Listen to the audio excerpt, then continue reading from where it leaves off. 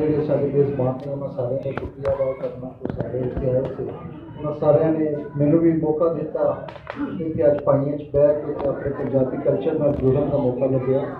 ਮੈਂ ਅਲਮਾਸ ਸਾਹਿਬ ਜਿਹੜੇ ਆਖਰੀ ਲਾਗਪੁਰ ਤੋਂ ਮੈਂ ਅਲਮਾਸ ਸ਼ਾਇਦ ਤੁਹਾਡਾ ਤਖੱਲਸ ਹੈ ਤੇ ਮੁਨੱਵਰ ਸਾਹਿਬ ਨੇ ਬੜੀ ਅੱਛੀ ਜਿਹੜੀ ਉਹਨਾਂ ਨੇ ਗੱਲਾਂ ਕੀਤੀਆਂ ਨੇ।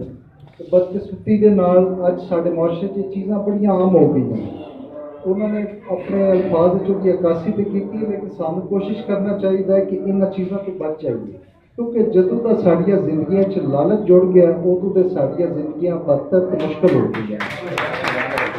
इसलिए मैं तुहाडे सारे भरावां दे तवसत नाल गल करांगा कि सानू सब नूं मिल के कोशिश करनी चाहिए कि असीं मुआशरे दे विच जिहड़ियां अच्छियां रवायतां ने अच्छियां चीज़ां ने उन्हां नूं फरोग दईए, उहदे लई कोशिश करिए ताकि असीं अपने मुआशरे की सलाह करिए, बेहतर मुआशरा बनाइए।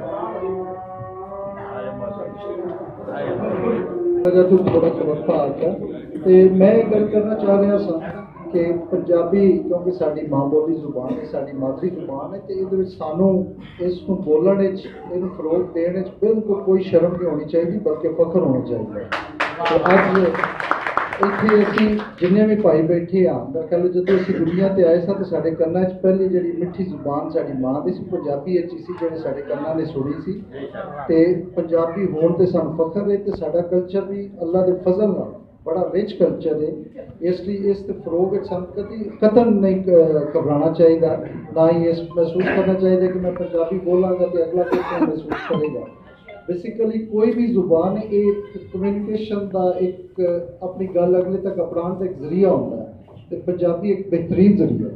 मैं ये ही इजाजत भी लाँगा तो सारे शोरा इकराम का भी शुक्रिया अदा कराँगा। माशाअल्लाह बड़ा मज़ा आ रहा सी, लेकिन एक मजबूरी की वजह तो जाना है।